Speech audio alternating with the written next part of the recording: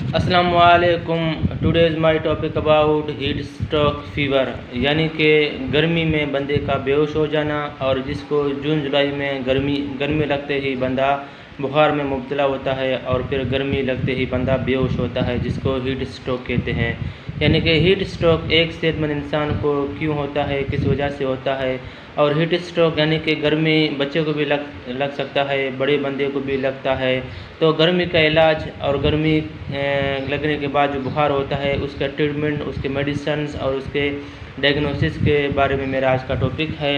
تو برائے مہربانی ہیٹ اسٹروک کے بارے میں سمجھنے کے لیے آپ میرے اس ویڈیو کو آخر تک دیکھیں، اور اعظم میڈیکل یوٹیوب چینل کو سبسکرائب کریں، کیونکہ میں ہر روز نئے میڈیسنز کے بارے میں اور ہر روز نئے ڈائگنوسس کے بارے میں آپ کے لیے ویڈیوز اپلوڈ کرتا ہوں.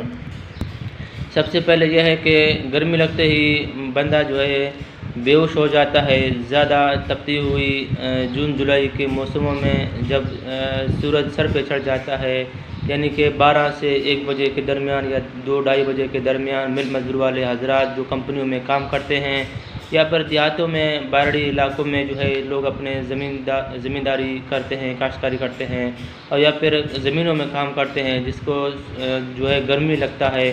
تو اس دوران جو ہے ان کے گود میں، ماؤں کے گود میں بچہ بھی پکڑا رہتا ہے، اور وہ بچے کو ساتھ اٹھاتے ہوئے تو پھر اپنا کاشتکاری بھی کرتے ہیں. اور کچھ دیہاتوں میں، باہری علاقوں میں جو ہے ٹیوں میں کام کرتے ہیں، جیسا کہ اینٹ والے کمپنیوں میں کام کرتے ہیں، یا دانوں کے کاشتکاریوں میں جو وہاں پہ بہت سارے، یعنی کہ دیہاتوں میں عورتیں کام کرتے رہتے ہیں، جن کے ساتھ ان کا بچہ بھی ہوتا ہے، دودھ پینے والے بچہ. تو ساتھ ماؤں کو اور ان کے بڑے بندوں کو بھی جو ہے گرمی لگتا ہے، ساتھ ماؤں کے بچوں کو بھی گرمی لگتا ہے. تو اس دوران جو ہے بچے بے ہوش بھی ہو سکتے ہیں گرمیوں میں، اور بڑے بندے بھی بے ہوش ہو سکتے ہیں، اور ہمارے مائیں چھوٹے بچے جن کو گرمی لگتا ہے وہ بے ہوش ہو جاتے ہیں اسی وجہ سے. اور زیادہ تر گرمی لگنے کے ساتھ گرمی کے دانے بھی آ جاتے ہیں چہروں میں، باڈیز میں، اور سر میں گرمیوں کے دانے بھی آ جاتے ہیں.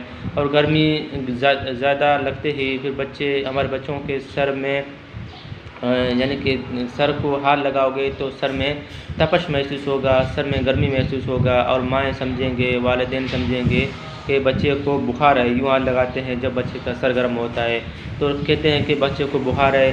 زیادہ گرمی لگنے کی وجہ سے بچوں کو دست، موشن، الٹیاں بھی لگ سکتے ہیں، اور پورے جسم میں، بڑے بندوں کو پورے جسم میں کمزوریاں آ جاتے ہیں، پورے باڈیز میں دردیں آ جاتے ہیں، جوڑوں ہڈیوں میں دردیں آ جاتے ہیں، اور پورے جسم میں اندر سے تپش محسوس ہوتا ہے، اور پھر بخار ہو جاتا ہے، اور سر میں چکر کھانا ہوتا ہے، اور بی پی لو ہونے کی طرف آ جاتا ہے، اور پورے باڈیز میں پسینہ نکلنا شروع ہو جاتا ہے، جوڑوں ہڈیوں میں درد اور بخار کا محسوس ہونا ہو جاتا ہے.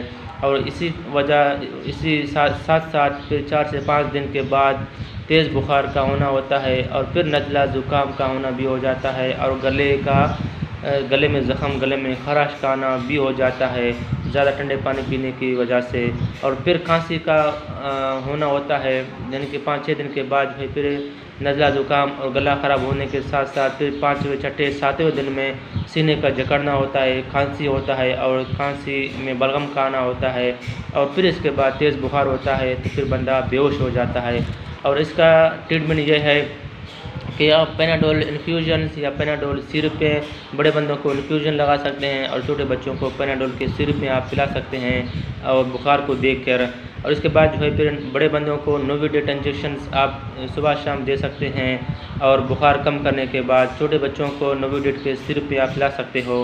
اور اس کے ساتھ بڑے بندے کو آپ رنگر 1000 ml رنگر جو ہے آپ لگا سکتے ہو سلولی، تاکہ نمکیات، کیلشیمز اور الیکٹرولیٹس پورا ہو جائے.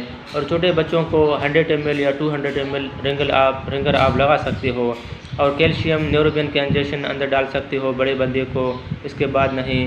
اور مزید آپ اپنے فیملی ڈاکٹر سے رجوع کریں، اور کیونکہ زیادہ گرمی لگنے کے بعد جو ہے آپ کو اے سی والے روم میں، کمرے میں نہیں جانا چاہیے.